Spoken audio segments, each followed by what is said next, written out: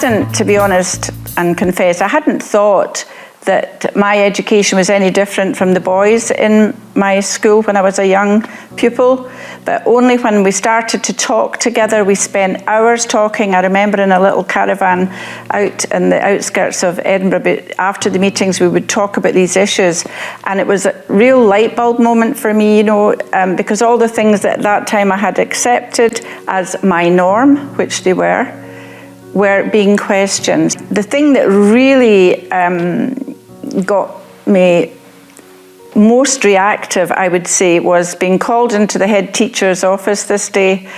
I thought it would be to do a bit of job share, saying that they couldn't do it anymore, but he said, Mrs. Taney, I really have to insist that you don't wear trousers to school anymore. So I made a really cheeky remark. I can't repeat it, but basically that he should have no say in what I wear on a day-to-day basis.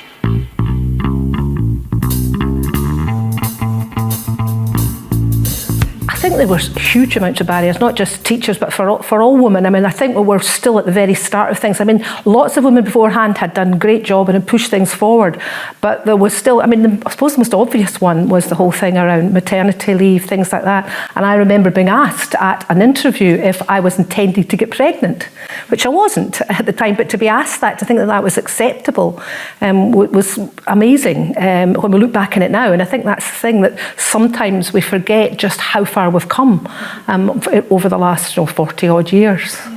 I think at local level, because there were quite a lot of assertive women locally, that there weren't really barriers. If I think back to my first days nationally, the union was very male dominated, and there weren't that many women in positions of power within the union. Positive thing that did come out of some of that was that there was a women's committee for the members of council, so all women on council could be part of the women's committee, and that was actually one of the stepping stones, I think, to women becoming more involved at national level. Maternity rights were also very, very limited at that time. There wasn't an entitlement to return to work until 1975. That was when women were actually entitled to return to work, but there was no maternity pay at that time. And I can remember us raising that in the AGM, a motion asking for full pay for 3 months before and 6 months after. And one male delegate got up and made an analogy between women teachers and their children and cows and calves. So even raising these issues was difficult. I remember having an interview at Pennycook High School in Midlothian, and the head teacher there asking me various questions, and one of the questions was about what I thought about girls wearing trousers. Now, there wasn't a kind of, that's open to you and I don't mind what you say in your answer. It was quite clear that the answer I was supposed to give was that that wasn't acceptable, and that actually the idea of there being designated clothes for girls and for boys was quite important. So that's a tiny little story, but it shows that, if you like, sexism, both in school management and the school structures, but also actually, I have to say, within the union, was quite endemic, and that was a barrier that we had to get over. I see the challenges that we had in terms of our own thinking, because it was how we interpreted the world, it was our world perspective, it was our family perspective, it was our relationship perspective, and I began to question the relationship that I had with every relationship in my life, my husband, my colleagues, the authorities, the government. Everything was under scrutiny.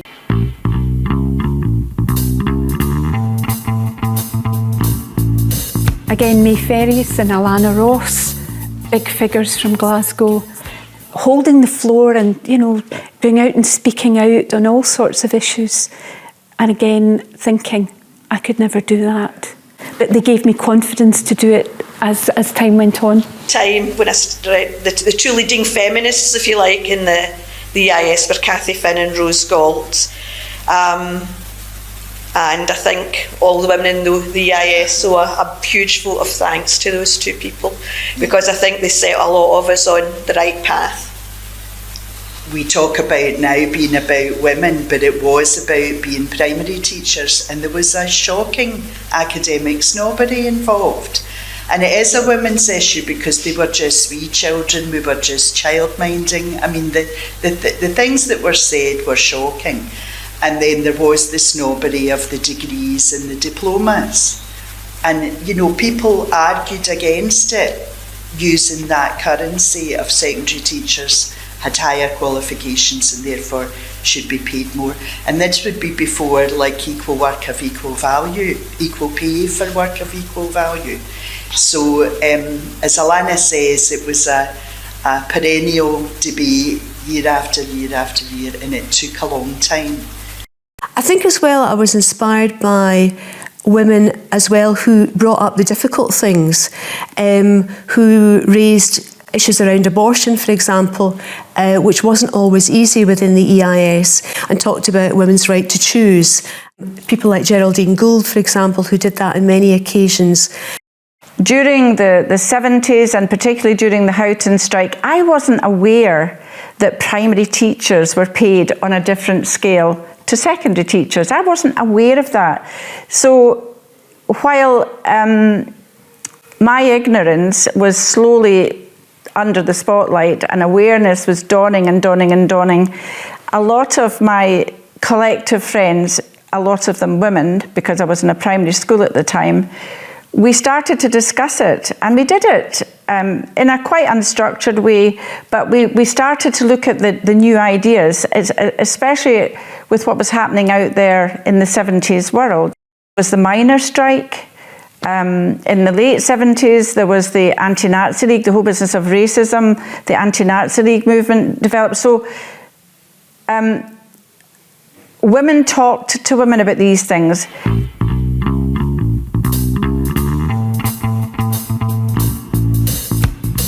The union actually reflected what was happening in schools. That just as schools were, the leaders were all males, so it was very much the same within the union. And I think that these campaigns where we talked and where we fought, it's still not perfect, but I think it started to make that movement. We also raised sexism in education. We took a motion to EIS conference asking them to set up an ad hoc committee into sexism in school books, and they did set up the ad hoc committee, but they just repeated what was said in the motion and then said that they thought it was the responsibility of the Equal Opportunities Committee and the publishers to do the research. So rank and file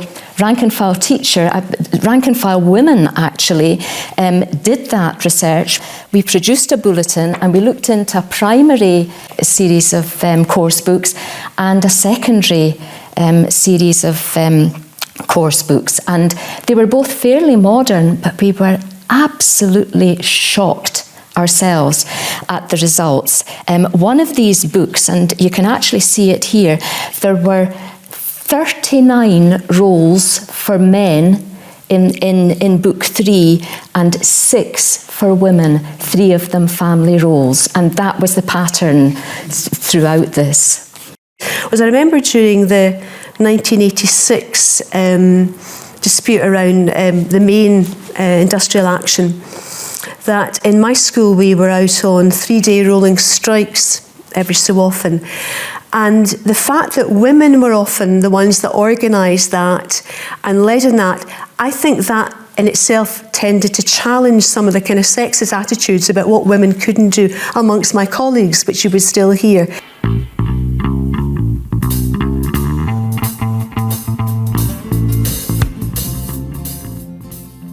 I think it's just that there's a lot of things that women are much clearer of their rights. They don't have that same feeling of being frightened of putting their own opinions forward.